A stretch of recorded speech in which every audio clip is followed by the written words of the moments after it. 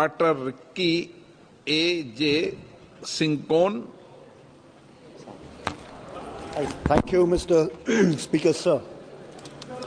Mr. Speaker, sir, I would begin by saying that land is life. But what is life without land? Mr. Speaker, sir, through you, I would like to draw the attention of the concerned ministry and through this August House about the plight of my people who are living in the border with Assam and Bangladesh. Mr. Speaker, sir, for many years, my people living in the border have been facing persistent threat to their land and even to their life.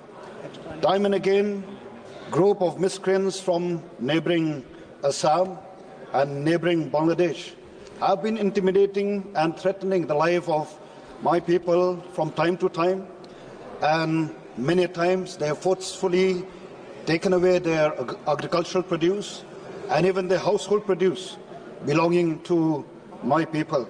Therefore, Mr. Speaker, sir, through you, I would like to mention here that my people are living in constant fear, and many of them have lost their livelihood because their land have been encroached upon and their land have been forcefully taken away by these people.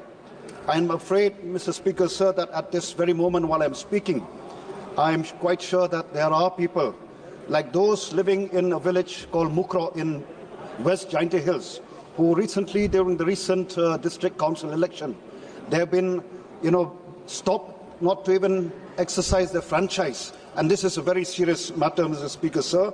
And these people are terribly in deep despair and living a life of hopelessness and a life which is full of uncertainty. I therefore strongly urge upon the government, both at the centre and also these two state governments, to take up this matter very seriously, Mr. Speaker, sir. And I'm sure that if there is a will, there is a way. And also, Mr. Speaker, sir, I always believe that nothing is impossible if we are sincere, if we are honest, and we have a sense of responsibility to the people whom we serve. Just want to remind us here that we are all here not to be served, but to serve. The people have put their faith and trust in us. And therefore, Mr. Speaker, sir, I urge upon you, through you, to ensure that our people, my people, life are taken care of, that their life is secured.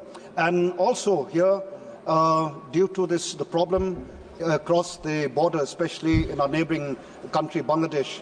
And therefore, I would urge upon you, Mr. Speaker, sir, that people living in the border, especially again at the Bangladesh border, that our forces who are supposed to man the border take utmost care to be on their toes to protect the life interests of our people. So with these few words, thank you, Mr. Speaker, sir, for this. Thank you, Honourable